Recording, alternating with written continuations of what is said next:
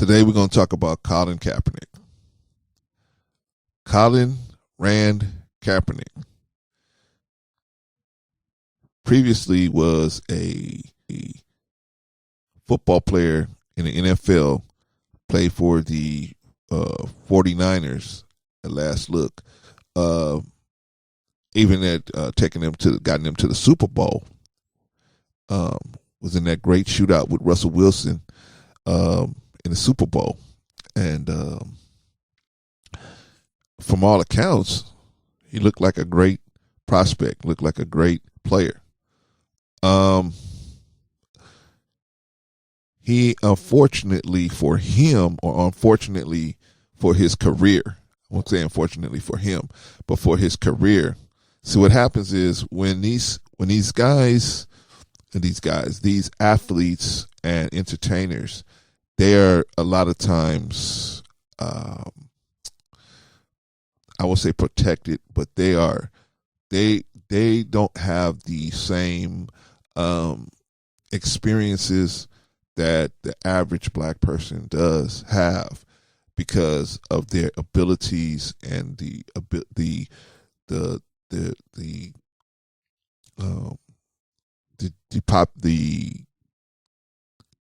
society being able to make money off of their abilities. The society puts them in another category.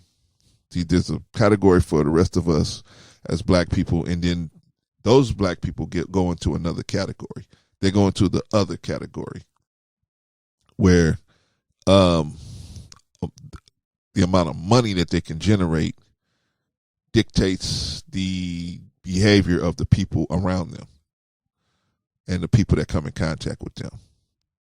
So therefore, if they make money, then people will be able to say, if they make money for a particular company or a particular industry, the industry can show them a more respect than the average black person, who they will feel like is just a pull on society, right?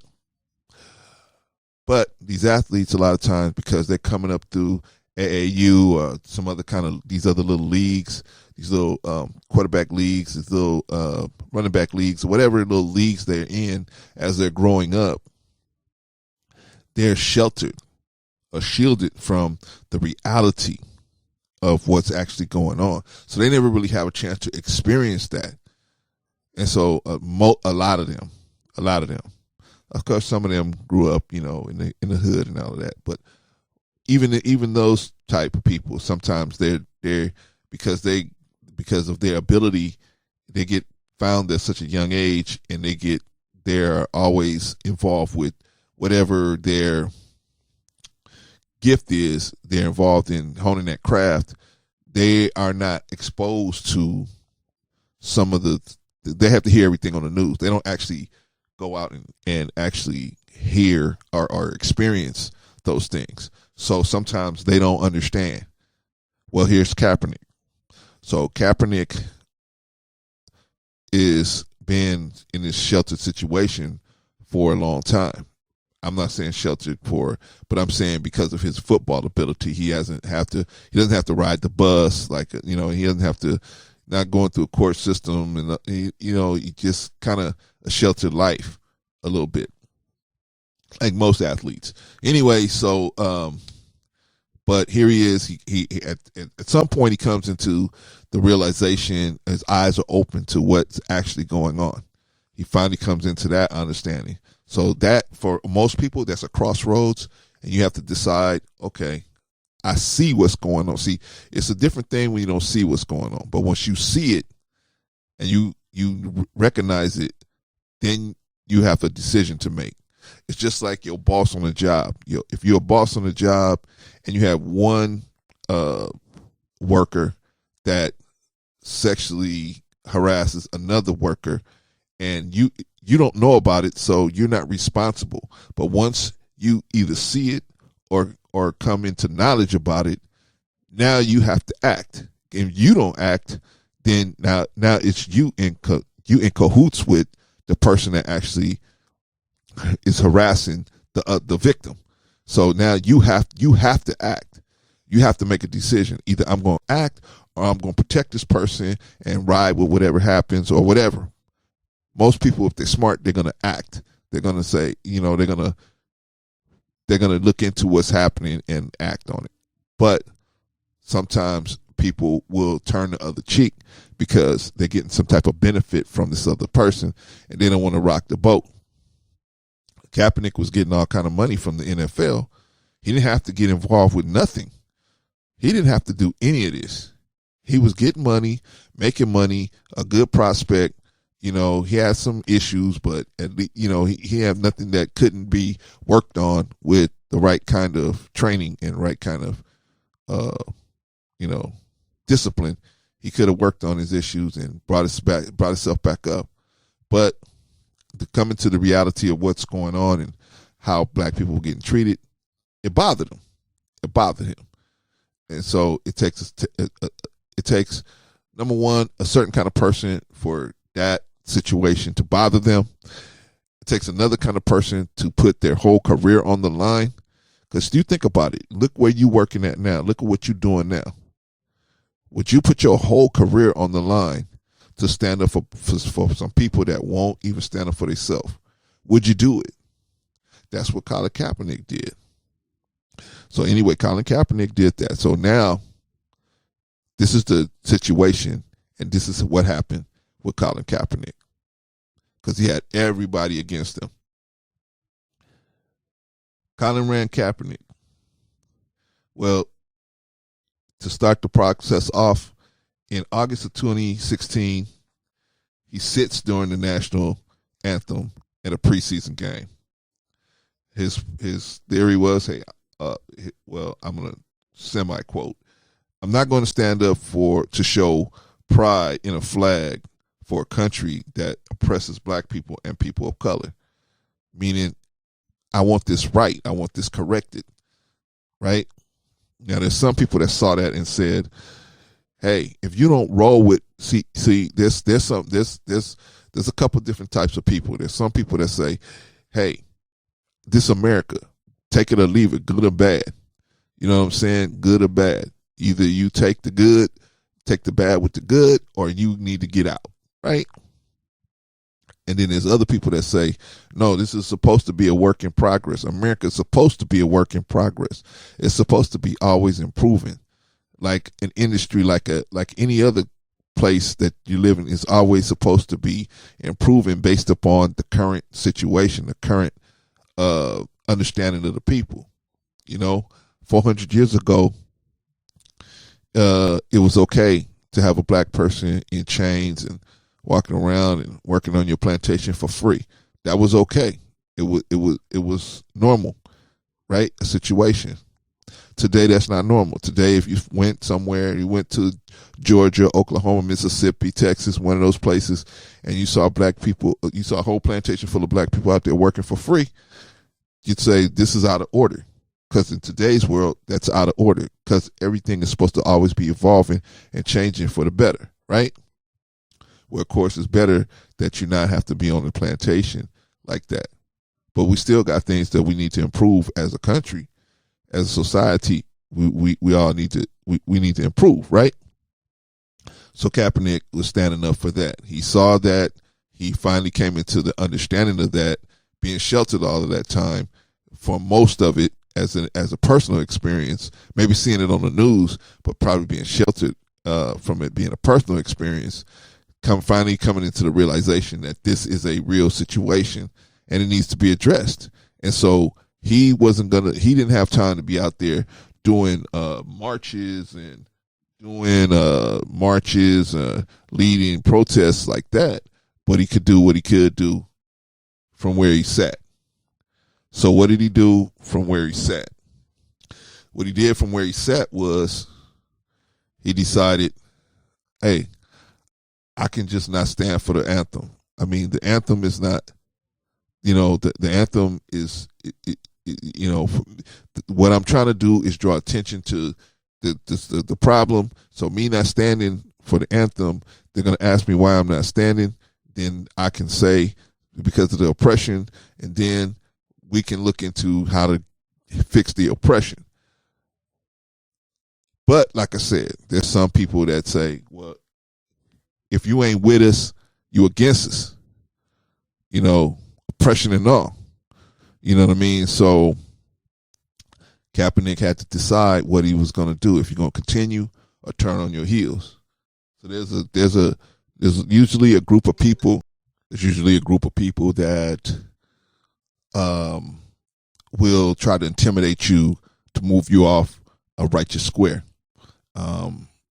Typically, it's from the powers that's higher up, and like the NFL and the commissioner's office, where they tried to put pressure on the owners, to put pressure on Capernick, and Kaepernick stood his ground. So when they saw that didn't happen, then here come the death threats.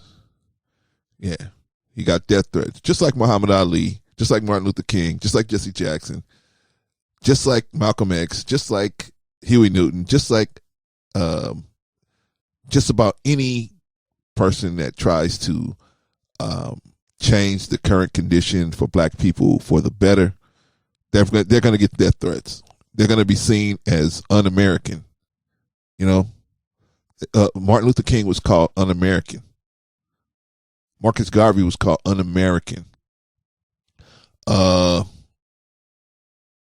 Muhammad Ali, un-American.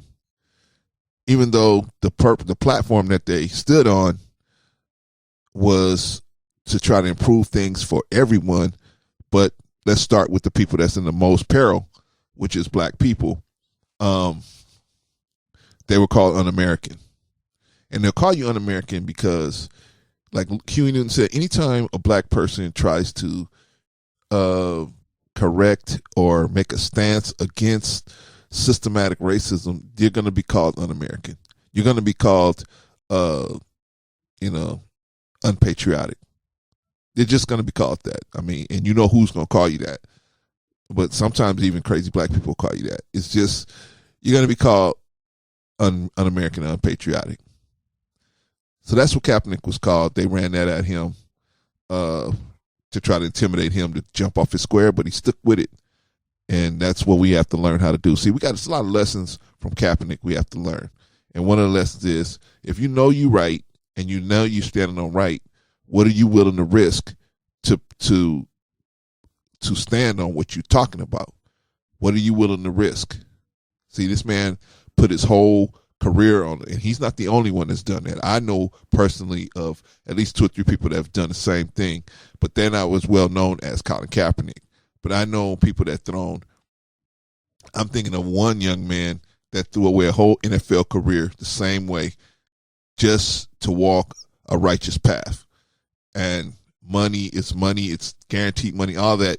But, well, not guaranteed money, but it's money that you can get. It's right there at your fingertips if you're willing to go and play for the league. Yeah, it's there. But to throw all that away to make a moral stance or a stance for the people, I mean, it takes a certain kind of person, certain kind of balls to do that, right? Especially when you got mouths to feed, you got people depending on you.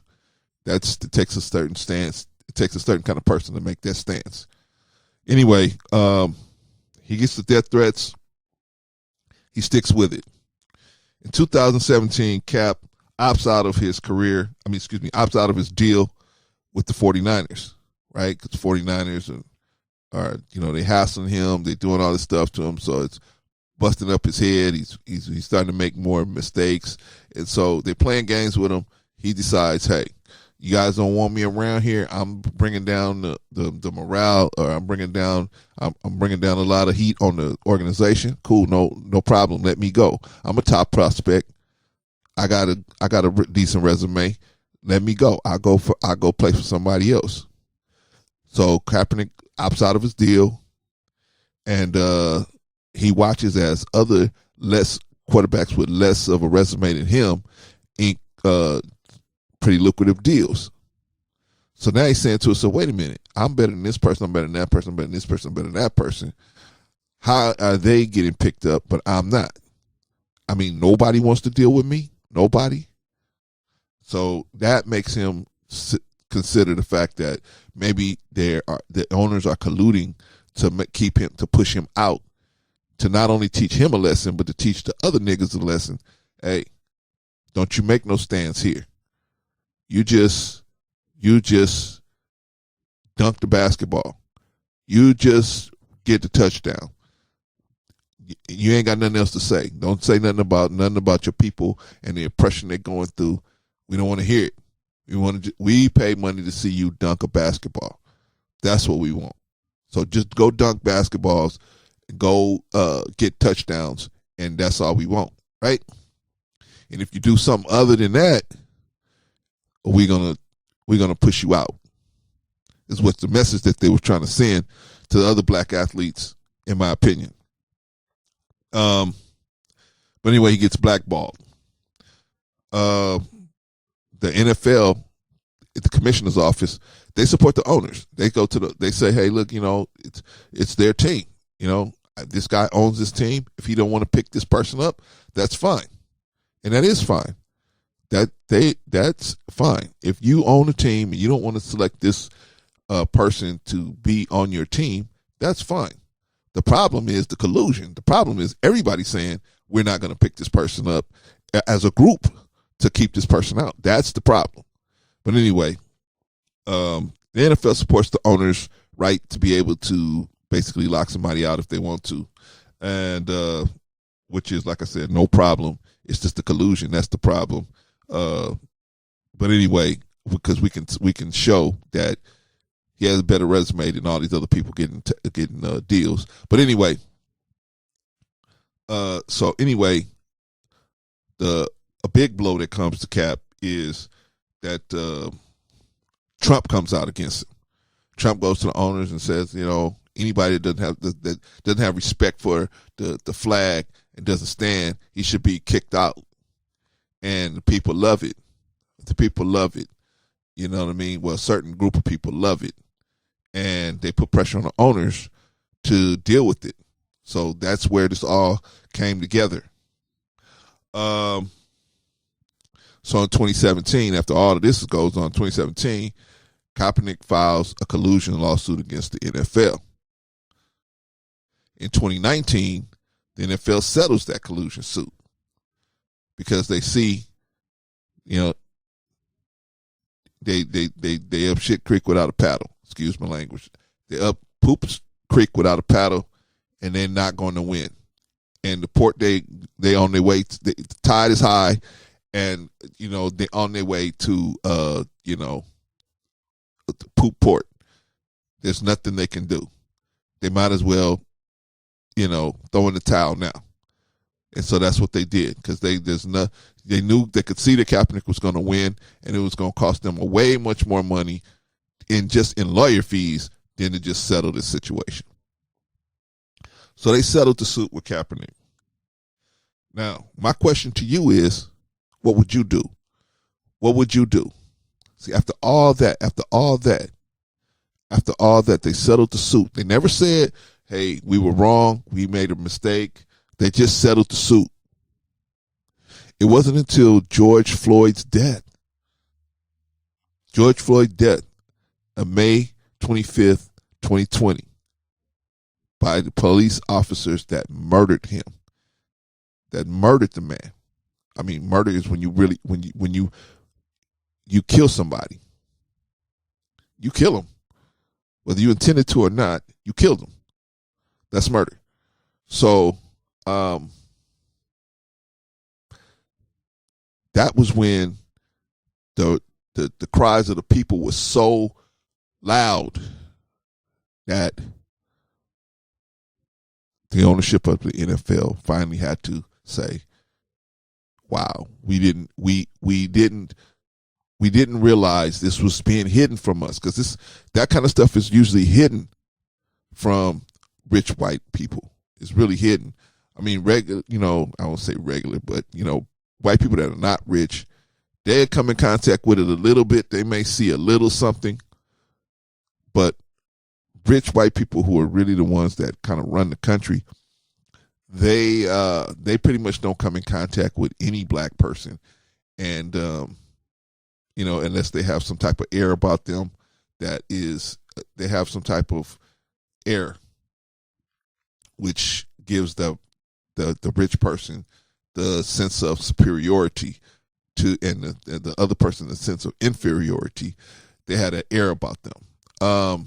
So they don't know what it's like to talk to the person on the street or hear about experiences like that. They don't hear about stuff like that because they have handlers, they have people that keep that stuff away from them. Personal assistants, they keep that kind of information away from that, so they don't have to. They focus strictly on making the business run, or making this happen, or making that happen, right? But when the George Floyd, and unfortunately that brother had to lose his life, and Ahmaud Arbery and all those other people had to lose their lives to make this point clear. Unfortunately, that is when everybody turned around and said, wow, we should have listened to Capernick.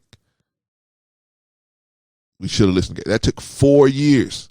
It took 4 years for the people to say Kaepernick was right. We should have listened to him when he was talking. Nike picked him up. He was the face of Nike. And as far as I know, still is, right? Because, see, people didn't listen to him. People didn't listen to him. Same thing happened to Muhammad Ali. People didn't listen to Muhammad Ali. They thought he was on this white-black thing, but what he was on was the black thing getting better. You know what I mean? Just like your brother. You have a brother, you call your brother out. You say, you're the one that's leaving your clothes in the middle of the room. That's how come it stinks in here. That doesn't mean you're trying to kill your brother. You're just telling your brother what he did wrong. And you're so fed up with it, you have some. See, what people don't understand about black people, and black people are a people of feeling and soul and rhythm and movement. We are people of movement. And when we get our movement, we will tell you something in a way that has movement to it. And that don't mean we want to kill you. That don't mean we want to hurt you. That means we're frustrated and we're tired of what you're doing. And if you push it to that point, it can become a violent situation. But it's not. That's not where we're coming from. We just want things to be better. And if you're the person that we have to go to get things better, then we're going to try to go to you. If we can't go to you and you're not going to help us get better, then we got to just figure a way out to do it. So that's what the people want. I personally, I feel like, I appreciate Kaepernick for what he did. I appreciate it because not every athlete would throw millions of dollars away like that. Not. I don't even say athlete. Not the average person. The average person wouldn't do that. The average person would just say, you know what, you listen to, and I'm sure Kaepernick had handlers that was coming at him with, hey man, don't get involved in that black stuff. You just, man, hey man, just go to work, get your money, and live a good life. Kaepernick could just go get this millions of dollars, go somewhere for a vacation, sit on the beach somewhere, and not even think about us. Not even think about it. But he did, for whatever reason. So he took that stance. He made that risk. So what are we going to risk? What are you going to win? What are you willing to risk? I'm not saying you have to throw your career away, but what stance are you willing to make? What stance are you willing to make? Because a lot of times we let these people make these stances, like Mr. Kaepernick, but we not willing to make that risk. We're not willing to take a stance with them. To see Kaepernick, he didn't have time to go to no rally or nothing like that. He didn't have no time to be marching in front of no group of people, but he just did what he could where he was at. Just like Rosa Parks. She did what she could where she was at. It wasn't even no big thing. She wasn't even trying to do nothing. She just was like, man, that's it. This ain't gonna work. That's it. It ain't gonna work. If you're gonna take me, if you're gonna take me to jail for sitting down, don't take me to jail then. Because that's crazy. And let's see what the people say about it. But it kicked off everything. It kicked off everything. Good and bad. Kicked off some good things and some bad things. But the point is, she took a stand. She said, I'm not today. That's it. It's just like Capernick. No more. Somebody's got to do something. Somebody can do something. This is what I can do. The funny thing about it is, later Roger Goodell would say he protests with the people and wants to be a part of the much needed change in this country. After coming down on Capernick like a ton of bricks, after coming down on the Niners like a ton of bricks, after letting Trump come down on all of them like a ton of bricks. But unfortunately, all of this, the linchpin in this whole thing was the unfortunate death of the brother George Floyd. That was the linchpin in this situation, and Ahmaud Arbery as well. Those were the linchpins in the situation that finally made America see. Everybody in America had to see that the situation is out of control. Out of control. No, black people, we're not just saying this. We're not just being facetious. We're not putting 10s on 20s. Putting 20s on 10s. We're not just putting 20s on 10s. We're telling you like it is. This stuff is going on. And for every one that you catch on camera, there's probably 200 or 300 that don't go on camera. Don't go on camera.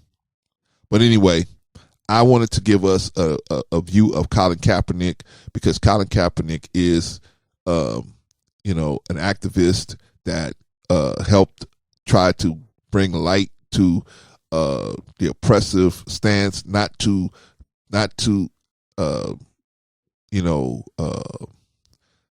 be like, hey, let's be violent with white people. That's not the point. That's not what we're trying to do. We're just trying to get things to be equal as much as possible all the way around, since that is that's what's on paper. So we're trying to get the reality as good as like it is on paper. Just like when you have running a store and you got on paper, you got this much inventory, but when you do a hands-on count, you got that much inventory, so you got the shrinkage. So you got to bring it into reality. Okay, so you got reality is what you got on paper minus the shrinkage. That's what you really got. So we want to know what we really got. We know what we really got, and we need to improve on it so that we can have it better. All right? So the last thought I'm going to leave with you is, what are you going to do? What are you going to do? How are you going to help change the situation for the better? Think about that, and I'll see you on the next video. I'll talk to you on the next video.